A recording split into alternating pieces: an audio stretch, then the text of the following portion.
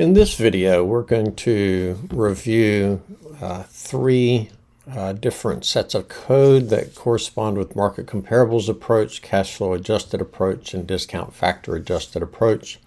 There's really nothing sophisticated in any of this code. It's more of, if you're new to R, introducing you to different style of writing R code and some of the things that you can do. And so let's start by looking at module 2.1, the market comparables approach. This simply just computes basically the value of a portfolio. And so just working our way through this code, the first from lines 3 through 7, this will be standard material. Taking out the environment trash stuff here that's left over, removing anything down here in the console, and then if there are any plots that were previously here, they're removed so that you just don't end up with a whole bunch of different plots. I prefer Times New Roman in a lot of the materials that I write, and so it's helpful to have the font in Times New Roman. Often when doing a variety of different plots and things, we need to capture the global parameters as they are when you open the program. That's not applicable in this particular case, and so when we just run each line, we get through the standard code. I will be opening a Excel spreadsheet, and so I need to package open XLSX. The lines 11 through 15 is just a condensed way of installing these packages.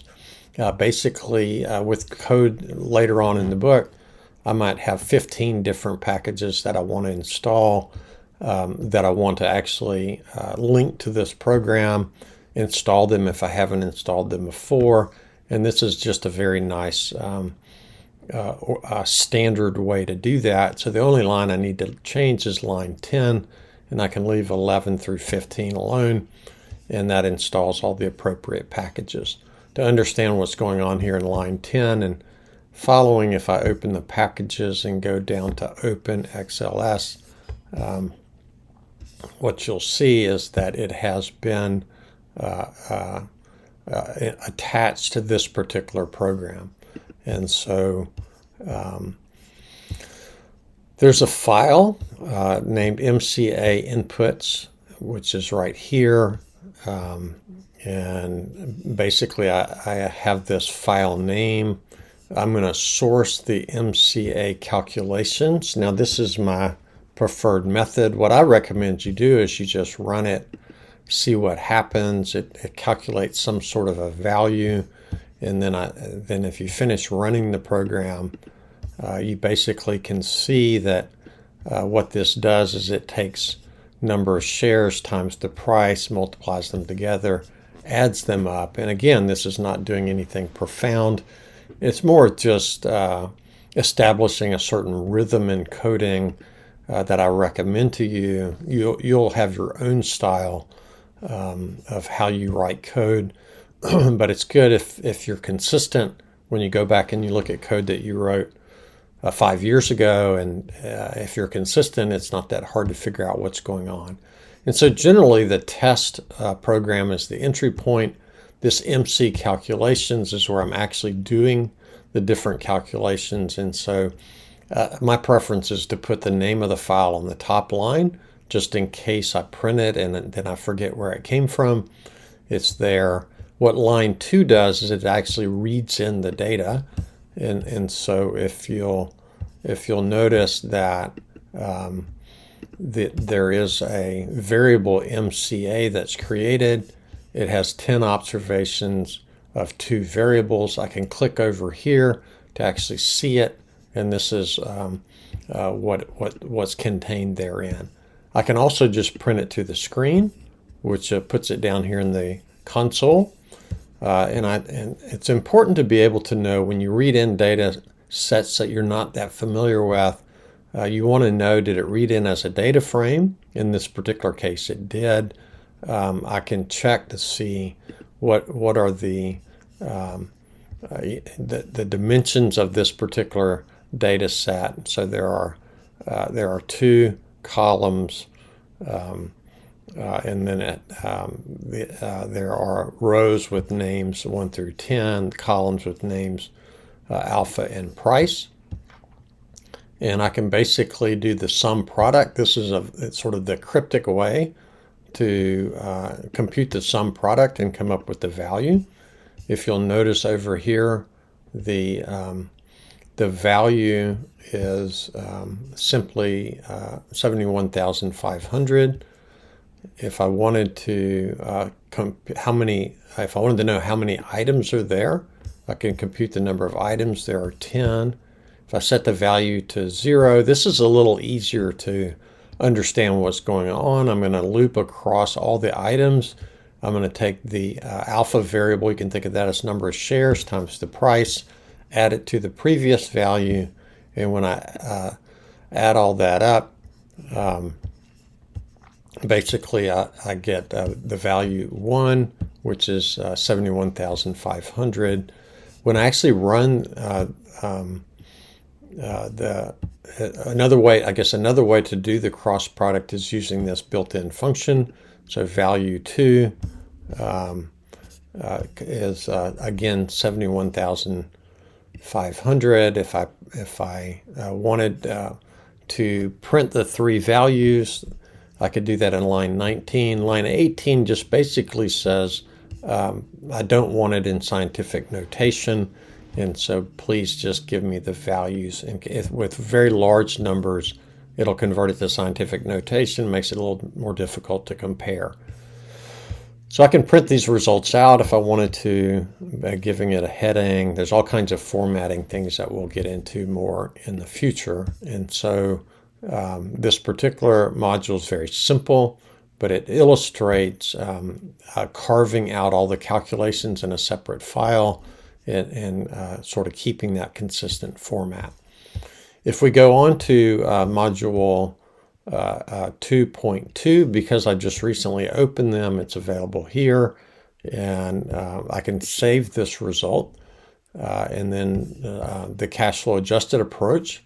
And so what I recommend you do in these kind of modules when you're just learning to how these things work is basically just run the program. One way to do it is just to click through it. In this case, you get the CFAA values 100. Another way to do this is you can select the whole program, which on a Mac is just Command A, and then I can click the run, and that runs the whole program, does exactly the same thing. What this particular program does is it reads in a data file, CFAA inputs. I can click here, view the file if I wanted to, and it basically has 5 points in time. Each point in time has 5 states. I have a risk-free rate applicable to each point in time, and I have the equivalent martingale measure probability and the cash flows related. Again, these are all made up. This last value, the 195.65, was selected in order to get a valuation of 100 in this particular oversimplified case. Again, just to repeat, the first few lines are taking out the trash and installing the right libraries. In this particular case with the cash flow adjusted approach, I need to let it know how many points in time, how many states there are, what's the name of the input file, and then I can typically, if you're trying to really understand the program, you run everything up to the source file, and then you could hop over here to the source file and then work your way through. If you'll notice, because I took out the trash, this just has the variables that were defined in the test program, and the name of the file, how many points in time, how many states in each. And this default parameter really is not relevant at the moment, but it has a lot of parameters that are carried by the RStudio package. Line 2 in this particular case just reads in the data, and so it has 25 observations with 5 variables is what I would expect. I can view what this looks like in this particular by just looking at this data frame. I could print it to the screen, to the console if I wish. Is this a data frame? The answer is yes. What's the dimensional setup? You can see 25 rows and 5 columns. I can then do an item check just to see if in fact there are 25 rows, and we see that yes, that is consistent.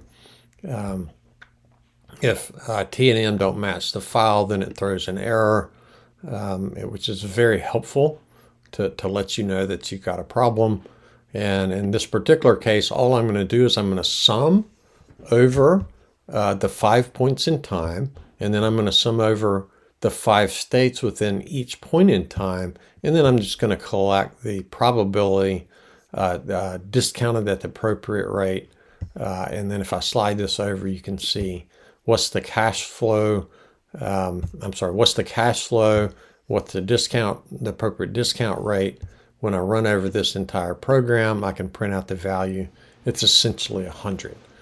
And so that's basically the cash flow adjusted approach. And so we can skip over to the discount factor adjusted approach. This has the same structural format. In this particular case, again, I recommend that you just select the whole thing, run it, make sure it runs on your machine. This has exactly the same data, only there's the addition of the column of a risk premium. Thus, because I'm applying a risk premium rather than getting 100, I get $93.85. Again, the package throughout this entire course, you'll find sort of a standard structure at the top, and then you can work your way through trying to understand what each line does. In this case, the input file is in DFAA inputs. The DFAA calculations run exactly the same way. The core valuation line is lines 17 and 18. If you'll notice, in discounting, I discounted the risk-free rate plus the risk premium.